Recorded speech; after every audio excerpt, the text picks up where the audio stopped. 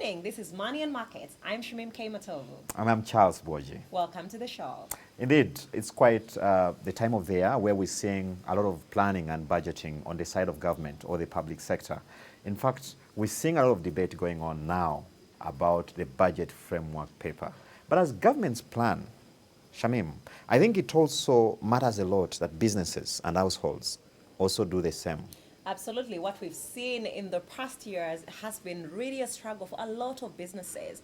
And what we're saying that as government really goes ahead to be very aggressive in how it plans for the country, so should businesses and so should you. And guess what? We'll be discussing more about the government framework paper and where the different sectors actually sit within that framework in our subsequent shows. There's been a lot of discussion about fuel prices this year, especially the movement of prices up and down. Even with the calmness today, concern remains more so about the price of diesel being up compared to petrol. Now we know that a lot of heavy machinery relies on the use of diesel, meaning that the cost of production will go high.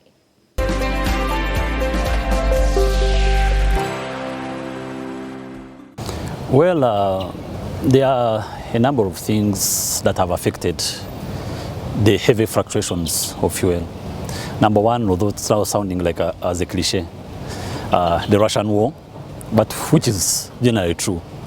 The Ukraine and Russian war has seriously affected us in this industry because you realize, for example, if you take America alone, it was importing 8% of its oil use from Russia. If you go to Europe, a much higher percentage. So when they put sanctions on Russia, it had an effect. That's why prices skyrocketed. So the fuel that was coming from the OPEC countries, especially in the Middle East, Saudi Arabia and the rest of the Middle East countries, was heading to Europe and America. So you find that the one that was trickling down in Africa and other countries was much less because number one, they have a higher purchasing power. Number two, who they are, the mere factor and who they are and their relationship with the Middle East. So that's skyrocketed prices. And the other thing that also still sounds like a cliche is the sudden opening up after COVID-19, when all the economies opened up at once and the demand was so huge. So there was a gap between supply and demand. That's one of the reasons that you saw prices skyrocket. But then you may ask yourself, why are prices now coming down?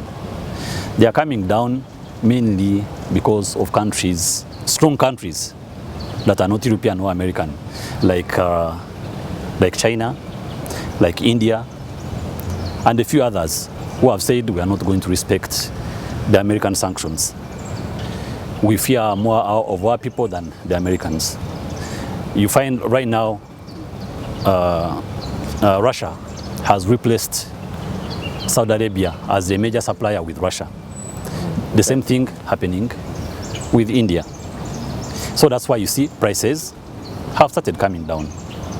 Because if India, which you can imagine how much fuel they consume, and Russia, and China, reduce on importing from Saudi Arabia and the rest of the OPEC countries and pick from Russia, there is surplus that came to us, hence the reduction of fuel prices.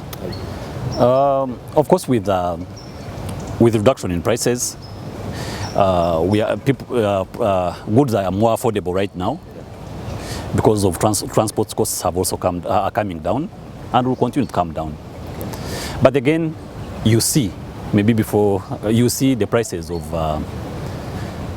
diesel for the first time in Uganda are skyrocketing, are going up. They are going up mainly because it goes back to the issue of supply and demand.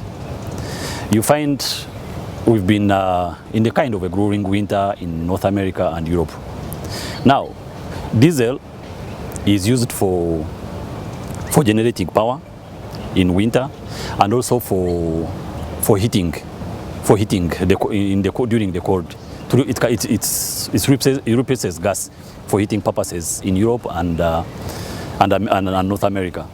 So with when the winter now is subsidizing, and we are heading into other seasons, the demand for diesel will slightly go down.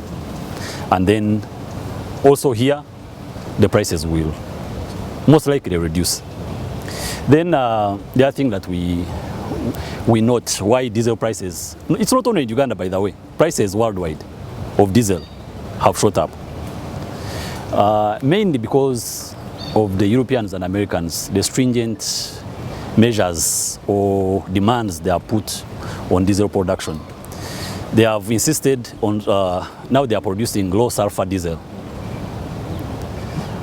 for the environmental purposes and also for humans. It's toxic for both the environment. It's no longer that heavy, dirty diesel that was being produced, that's exported in those countries. They have insisted on low sulfur diesel, and that means more expenses in refining, and even some refineries who couldn't meet those environmental concerns, either in America and Europe, closed or reduced on production, or went ahead and diverted to biofuels, biodiesel. Now, on Uganda's case, you know, there are many other factors other than the world events that end up affecting us. Number one, if you look on the Kenyan side, sometimes we are affected by Kenya.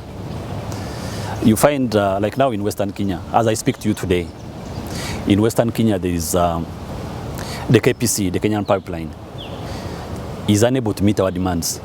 The fuel they are pumping to Western Kenya that comes to Kisumu and Eldoret. We send our trucks, sometimes you spend a day when they are waiting for fuel to come in because they don't have the capacity. The capacity is low. So some of those things affect us. Like today as I speak to you, our trucks are moving there and we are not sure if we are loading today or tomorrow. So with those scarcities, it has an effect on us. Yes, it does have an effect on us. And I think even the diesel prices would be much higher if it was not the government policy. Because you know the price, the taxing. Petrol is taxed, like for each liter of petrol, a Ugandan pays to the government of Uganda 1,450 shillings as taxes. Then for diesel, we pay 1,130 shillings per liter. There is a gap between petrol and diesel of 320 shillings. So that, imagine if it was not there, prices would be much higher than we are, or for diesel would be much higher than we are seeing today. There are some beautiful things that are happening in this market. I'm not a government spokesman, I'm an independent player, but there are some beautiful things that are happening. On Friday, we went to Jinja, where Uganda National Oil Company, the arm that is trading in oil on behalf of the government of Uganda, took full possession of a 30 million litre at Jinja, the Jinja storage terminal. So it may, in future, if the government gives them money and they full stock, and we have at least 30 million litres at that place, it will not be like in the past, where suddenly, when Kenya would close the border or there is a bottleneck in Kenya, you find that Uganda is dry within 2 days. At least, you know, in Uganda we consume daily 6 million litres. 6 million litres. So with 30 million litres, it could take us a week. Then there is also an independent player who has, off NTV Road, who has constructed a big storage terminal, which stores up to 70 million litres.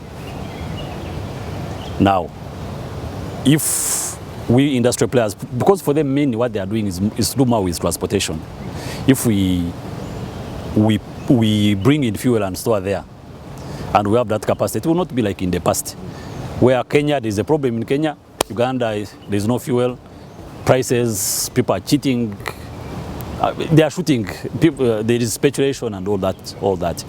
So that will go a long way. Then we also heard from the Ministry of Energy and Uganda National Oil Company saying that at Buloba, in not a so distant future, they are going to construct a storage facility of 320 million litres.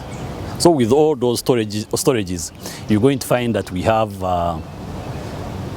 almost enough fuel. If that one comes into place, the storage facility at Buloba, then Jinja, then that's of a private player, you find that we have enough fuel to run the country, at least for a month and some days.